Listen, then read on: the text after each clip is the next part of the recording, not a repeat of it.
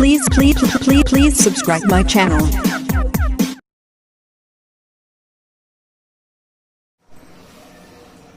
A very good evening to all of you.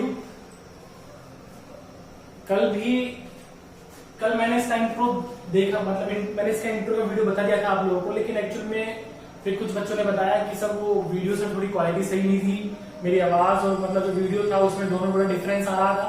तो आज मैं वापस इस चीज को लेकर आया हूँ आपके सामने।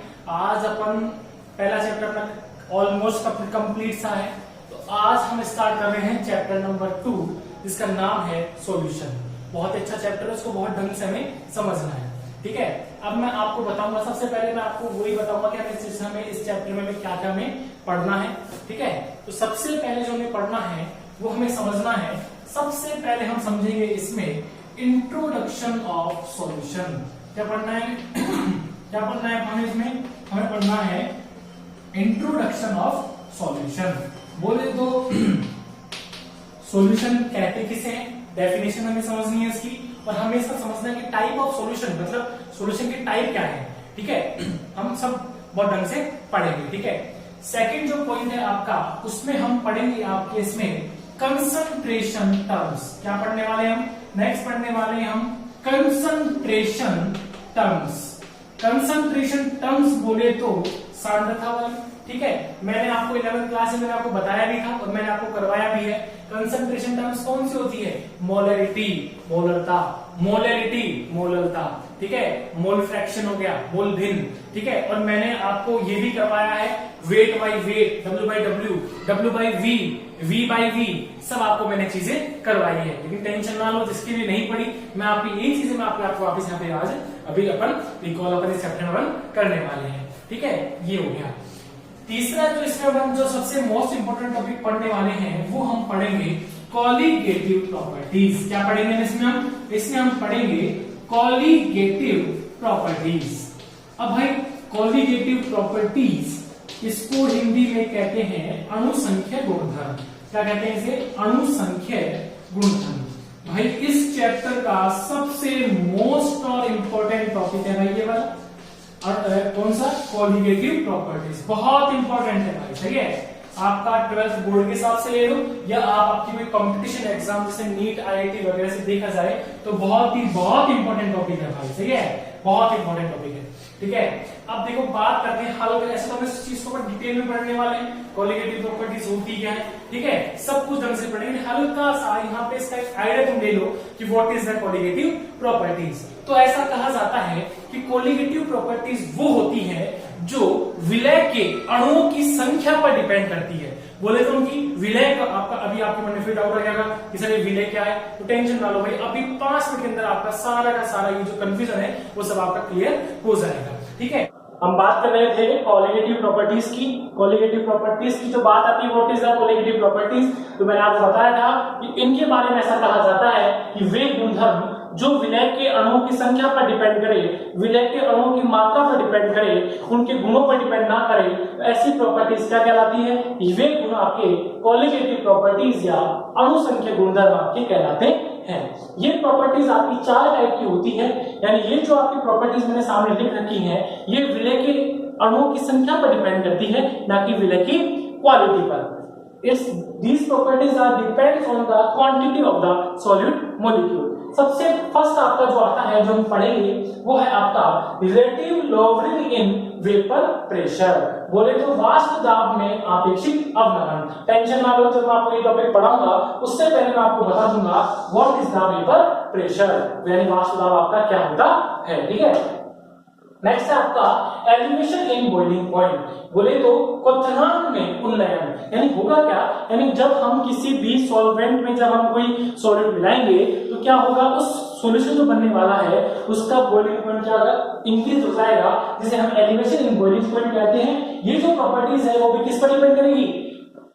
सॉलिड मॉलिक्यूल के संख्या पर डिपेंड करेगी, ठीक है। ये हम बहुत डिटेल में पढ़ेंगे, अभी और इंट्रोडक्शन पार्ट में, ठीक है। नेक्स्ट है आपका डिप्रेशन इन फ्रीजिंग पॉइंट, ठीक है। हिमांक में अवनमन, ये भी आपकी है, ये भी आपकी कॉलिगेटिव प्रॉपर्टीज है। और फोर्थ और द लास्ट प्रॉपर्टी आपकी कॉलिगेटिव प्रॉपर्टी बचती है, वो है आपकी ऑस्मोटिक प्रेशर, या बोले तो परासरण दाब। इन सब की हम, और ये मैं आपको पहले ही बता चुका हूं, वेरी इंपॉर्टेंट चाहे आप बोर्ड एग्जाम्स में ले लो, चाहे आप कॉम्पिटिशन एग्जाम्स में आप ले लो, ठीक है। इनके बाद जो आपका इस चैप्टर में जो बचता है वो बचता है आपका, वो बचता है आपका वांट ऑफ फैक्टर। बहुत इंपॉर्टेंट है want of factor, want of factor, ठीक है। कंपटीशन के हिसाब से बहुत इंपॉर्टेंट है भाई ये बात, ठीक है। और जो सबसे लास्ट में पढ़ लेंगे वो है आपका हेनरीज लॉ। एक नियम दिया था हेनरी नामक साइंटिस्ट ने, जिसे हेनरी लॉ कहा जाता है। और जो ये लॉ, ये जो नियम था वो था जो आपकी भैंसेस होती है वो आपके किसी भी द्रव में किस प्रकार से सॉल्यूट होगी, उनकी जो विलेयता होगी उस पर आपके लिए उससे कोरस्पोंडिंग आपका ये रूल था, ठीक है, ये लॉ था, ठीक है। तो अब मैंने आपको बता दिया कि हमें इस चैप्टर में क्या क्या पढ़ना है, ठीक है। तो आज हम सबसे जो आज अपनी इसका स्टार्टिंग करेंगे, तो आज हम स्टार्टिंग करेंगे व्हाट इज द सॉल्यूशन। कितनी देर से बात चल रही थी सॉल्यूशन सॉल्यूशन सॉल्यूशन। सबसे पहले हम बात करते हैं आज व्हाट इज द सॉल्यूशन। तो हम बात करते हैं व्हाट इज द सॉल्यूशन, ठीक है। सॉल्यूशन किसे कहते हैं, तो इसके बारे में कहा जाता है कि दो या दो से अधिक रासायनिक पदार्थों के समांगी मिश्रण को क्या कहा जाता है, सॉल्यूशन कहा जाता है। या मैं बात करूं इसको ओवरऑल अच्छी तरह से मैं डिफाइन करूं कि व्हाट इज द सॉल्यूशन, तो हम क्या बोलते हैं, solution is a homogeneous mixture of two और मोर देन टू कंपोनेंट्स, ठीक है। यानी दो या दो से अधिक रासायनिक पदार्थों के समांगी मिश्रण से जो बनता है उसे क्या कहा जाता है, उसे सॉल्यूशन कहा जाता है, ठीक है। और इसकी सबसे इंपॉर्टेंट खास बात ये होती है कि जिन दो घटकों को या जिन दो रासायनिक पदार्थों को आप आपस में मिक्स कर रहे हैं वे दोनों अपनी अपनी इंडिविजुअल यानी अपनी खुद की पर्सनल जो प्रॉपर्टीज है वे वो खो देते हैं। जैसे सबसे इससे मालूम इसका एग्जांपल लूं, यदि मान लो एक पानी में यदि अपन चीनी डाल दें, ठीक है, तो आप देखते हैं कि आप जो चीनी का जो पानी बनता है तो जो वो एक सॉल्यूशन बना, उस सॉल्यूशन में क्या हुआ, ना तो आप देखो चीनी ने भी अपनी प्रॉपर्टीज खो दी और पानी ने भी अपनी प्रॉपर्टीज खो दी, ठीक है। यानी अपनी अपनी खुद की इंडिविजुअल प्रॉपर्टीज उन्होंने खो दी। तो इन दोनों का चीनी और पानी का जो मिश्रण होगा वो क्या कहलाएगा आपका, वो आपका सॉल्यूशन कहलाता है, ठीक है। तो एक बार वापस देखें तो क्या होता है कि दो या दो से अधिक रासायनिक पदार्थों के मिश्रण से बनने वाला जो बनता है उसे क्या कहते हैं, सॉल्यूशन कहते हैं, ठीक है। और सबसे इंपॉर्टेंट बात सॉल्यूशन में क्या होगी कि जो आपके दोनों घटक होंगे वो अपनी अपनी प्रॉपर्टीज अपनी खो देते हैं, ठीक है।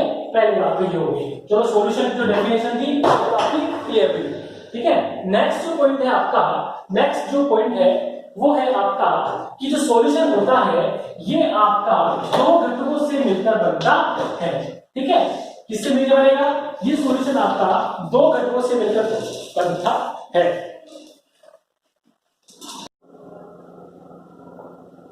तो सॉल्यूशन के बारे में क्या बताया, दो या दो से अधिक रासायनिक पदार्थों के मिश्रण से बनने वाला क्या कहलाता है, आपका सॉल्यूशन कहलाता है। तो देखो दो या दो से अधिक, तो दो से अधिक भी आपके रासायनिक पदार्थ आपके हो सकते हैं, लेकिन हम इस चैप्टर में आपको जो दिया हुआ है वो ओनली आपका बाइंडिंग सॉल्यूशन दिया हुआ है। कहने का मतलब ये है कि जो सॉल्यूशन बनेगा वो केवल दो रासायनिक पदार्थों के मिश्रण से प्राप्त होता है, ठीक है। तो सॉल्यूशन जो होता है उसके दो घटक होते हैं, एक तो होता है विलय, क्या होता है आपका विलय। व्हाट इज द विलय, बोले तो सॉल्यूट, क्या बोलते हैं इसे, सॉल्यूट, ठीक है। नेक्स्ट जो होता है वो होता है आपका विलायक, क्या होता है आपका विलायक। विलायक बोले तो सॉल्वेंट, क्या होता है आपका सॉल्वेंट, ठीक है।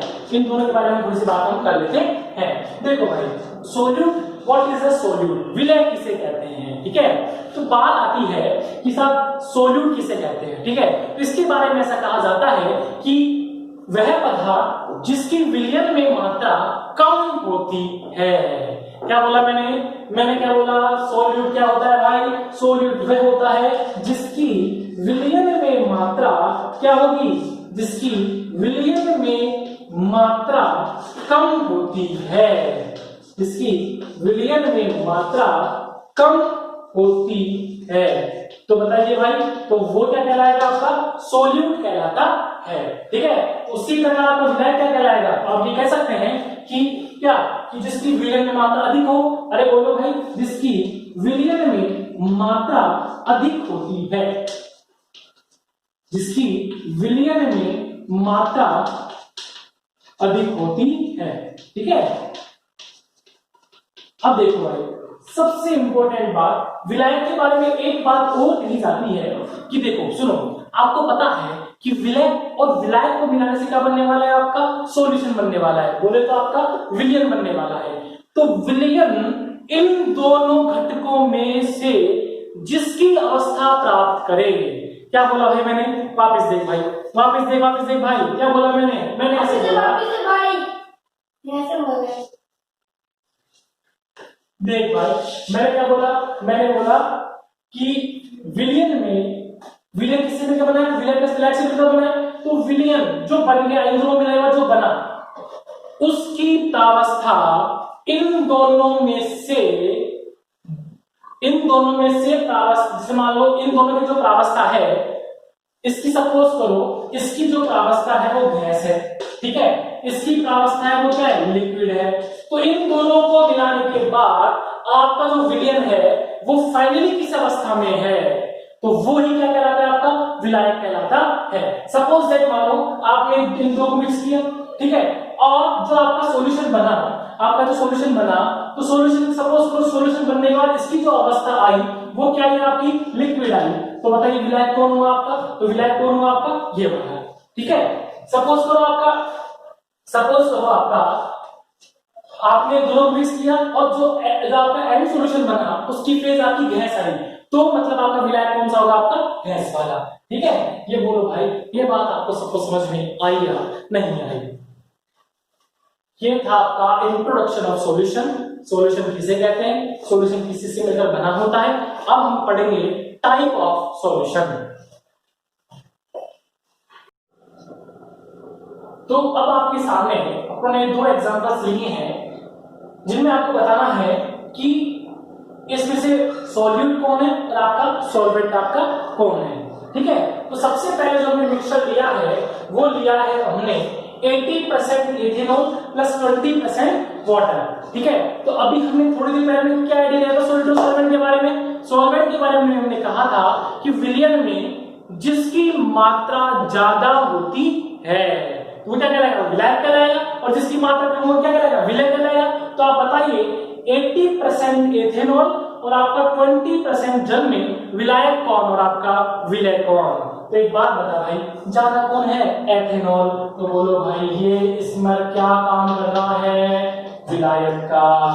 और इसमें ये क्या कैसा काम कर रहा है? विलय का। अरे बोलो भाई सही है। अब ये वाला एग्जाम्पल अगर हम लें तो बताइए 20% एथेनॉल हो गया और 80% आपका वाटर हो गया। तो बताइए इनमें से ज्यादा कौन सा है? आपको दिख रहा है ज्यादा आपका पानी है और आपका 20% आपका एथेनॉल है। तो अब इसमें एथेनॉल किसका काम कर रहा है? विलय का। किसका काम कर रहा है भाई? विलय का। और जल किसका काम कर रहा है? आपका विलायक। बोलो भाई